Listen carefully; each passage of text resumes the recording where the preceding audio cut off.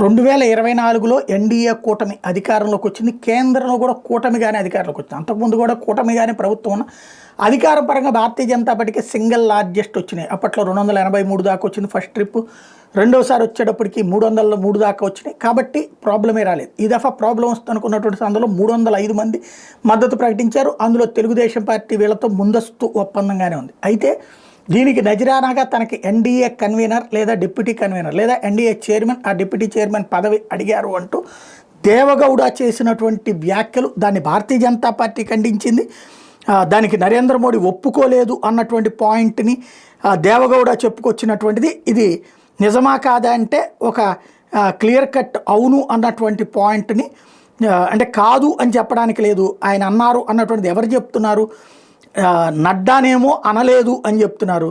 అన్నారు, అడిగారు, అటు నరేంద్ర మోడీ గారు తిరస్కరించారు అన్నటువంటి పాయింట్ ఏమో దేవగౌడ పార్లమెంట్లో రాజ్యసభలో మాట్లాడారు. ఆయన ఏమన్నారు ఒకసారి విందాం. Chandrababu Naidu wants to become vice chairman.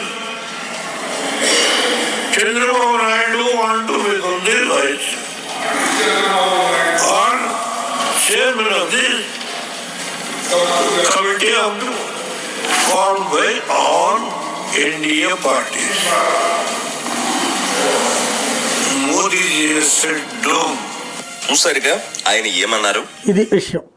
ఎన్డీఏకి సంబంధించినంత వరకు క్లియర్గా చెప్పారు అన్నటువంటి పాయింట్ ఇక్కడ హైలైట్ చేస్తున్నటువంటి పరిస్థితి. దాన్ని ఇప్పుడు సాక్షి లాంటి వాళ్ళు పదే పదే ప్రొజెక్ట్ చేస్తున్నారు. అయితే బీజేపీ మాత్రం కాదండి. నడ్డా అయితే స్టేట్మెంట్ ఇచ్చారు. ఇప్పుడు మళ్ళీ చంద్రబాబు దీని మీద కామెంట్ చేస్తారా లేదా రేపో ఎల్లుండో రాధాకృష్ణ గారి ఎడిటోరియల్ కాలంలో దీనికి సంబంధించి చంద్రబాబు గారి మనసులోని మాట చెప్పేటటువంటి అవకాశం ఉంటుంది.